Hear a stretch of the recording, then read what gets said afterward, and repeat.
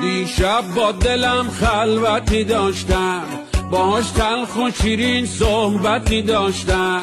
میگفت دل من مهر و وفا پیدا نمیشه، میگفت دل من کار من رسوا چی میشه. هرچی بین ما بود صحبت وفا بود، توی خلوت سینه همش نور خدا بود. چه شور و حالی داشتن، چه خوش احوالی داشتن. آدمی به خوب و بد همیشه عادت میکنه، هر کسی یه جور خداوند و عبادت میکنه. یکی بخشش میکنه جونشو با عزت نفس، دیگری بهره یه لقمه نون شکایت میکنه.